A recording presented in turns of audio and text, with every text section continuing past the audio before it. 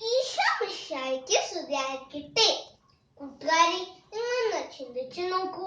ഒരുപാട് സുഖ സൗകര്യങ്ങളോട് കൂടിയാണ് നാം ജീവിക്കുന്നത്. എന്താ, ശരിയല്ലേ? എന്നാൽ ഒരു നേരത്തെ ഭക്ഷണം പോലും കിട്ടാതെ വിഷമിക്കുന്ന ഒരുപാട് ആൾക്കാരുണ്ട് നമുക്ക് ചുറ്റും. കൂട്ടുകാരെ, എപ്പോഴെങ്കിലും നമ്മൾ അവരെ പറ്റി ഒന്ന് ചിന്തിച്ചിട്ടുണ്ടോ? വിശുദ്ധ ലൂക്കായുടെ സുവിശേഷം 16-ാം അധ്യായത്തിൽ ധന്വാനും ലാസറും എന്നൊരു കഥയുണ്ട്. ഈ കഥ നമ്മളെ അവരെ പറ്റി ഓർമ്മിപ്പിക്കുന്നു. എന്നാൽ ഇനി നമുക്ക് ആ കഥയൊന്ന് കേട്ടാലോ? എന്താ, എല്ലാവരും റെഡിയല്ലേ? കൂട്ടുകാരെല്ലാവരും ശ്രദ്ധിച്ച് കേട്ടോളൂട്ടോ. പണ്ട് പണ്ട് ഒരിടത്ത് ഒരു ധന്വാൻ ഉണ്ടായിരുന്നു.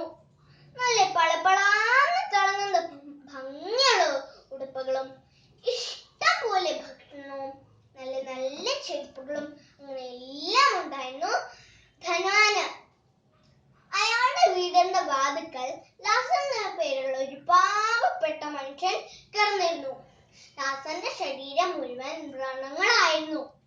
ചോരയും വെള്ളവും ഒലിച്ചിറങ്ങുന്ന ആ വ്രണങ്ങളിൽ നായ്ക്കൾ വന്ന് നക്കുമായിരുന്നു. പാവം ലാസർ എന്തുമാത്രം വേദന സഹിച്ചു കൂട്ടുകാരെ. നമ്മുടെ ലാസറിനെ കഴിക്കാൻ പോലും ഒന്നും ഉണ്ടായിരുന്നില്ല. ധന്വാൻ ഭക്ഷണം കഴിക്കുമ്പോൾ താഴെ വീണെങ്കിലും എന്തെങ്കിലും കിട്ടാൻ ലാസർ കൊതിയോടെ ഇരിക്കുമായിരുന്നു. ധന്വാനാകട്ടെ അതൊന്നും ശ്രദ്ധിച്ചിരുന്നേയില്ല. കുറച്ചു നാളുകൾക്ക് ശേഷം ലാസർ മരിച്ചുപോയി.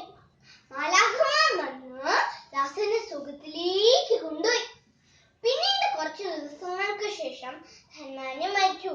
പക്ഷെ ധന്വാൻ പോയത് എങ്ങോട്ടാണെന്ന് നിങ്ങൾക്ക് അറിയാമോ കൂട്ടുകാരെ? നരകത്തിലേക്ക്. അവിടെ തീ കണ്ണ് കഷ്ടപ്പെടുമ്പോൾ ആൺ കണ്ണുകൾ ഉയർത്തി നോക്കി. അപ്പോൾ ഉണ്ടല്ലോ, അങ്ങ് ദൂരെ അബ്രാഹത്തിന്റെ മടിയിൽ നല്ല ഉടുപ്പൊക്കെ ഇട്ട് പാട്ടും കഥയും ഒക്കെ കേട്ട് സുഖമായി കിടക്കുന്നു. ആരാന്ന് മനസ്സിലായോ കൂട്ടുകാരെ? മറ്റാരുമല്ല, നമ്മുടെ ലാസർ. ഉടനെ ധന്വാൻ വിളിച്ചു പറഞ്ഞു, പിതാവായ അബ്രാഹാമേ, എന്നിൽ കനിയണമേ, എനിക്കൊരു തുള്ളി വെള്ളം തരാൻ ലാസറിനെ ഒന്ന് അയക്കണമേ. ഞാൻ ഇവിടെ തീ കന്ന് കഷ്ടപ്പെടുന്നത് കാണുന്നില്ലേ? അപ്പോൾ അബ്രഹാം പറഞ്ഞു, ജീവിച്ചിരുന്നപ്പോൾ ലാസറിന് കഷ്ടതകൾ മാത്രമല്ലേ ഉണ്ടായിരുന്നുള്ളൂ, നിനക്ക് എല്ലാവിധ സുഖ സൗകര്യങ്ങളും സന്തോഷവും ഉണ്ടായിരുന്നില്ലേ? മാത്രമല്ല നമ്മുടെ ഇടയിൽ വലിയൊരു ഖർത്തവുമുണ്ട്, പിന്നെ എങ്ങനെ വരാനാ? ഇത് കേട്ടപ്പോൾ ധന്വാൻ പറഞ്ഞു, അങ്ങനെയെങ്കിൽ ലാസറിനെ എന്റെ വീട്ടിലേക്ക് ഒന്ന് അയക്കാമോ? എനിക്ക് 5 സഹോദരന്മാരുണ്ട്. അവരെങ്കിലും ഈ നരകത്തിൽ വരാതെ രക്ഷപ്പെടട്ടെ.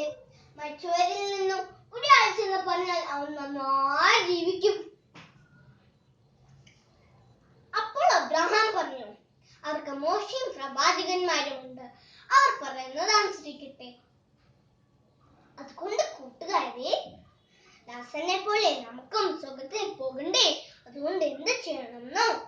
നമുക്കുള്ളതെല്ലാം മറ്റുള്ളവരുമായി പങ്കുവെക്കണം. പിന്നെയോ എല്ലാവരോടും സ്നേഹത്തോടെ പെരുമാറണം. ഇങ്ങനെയൊക്കെ ചെയ്താൽ നമുക്കും സുഖത്തിൽ എത്തിച്ചേരാൻ സാധിക്കും. ഈശോ നമ്മളെ എല്ലാവരെയും സമർത്ഥമായി അനുഗ്രഹിക്കട്ടെ. നന്ദി.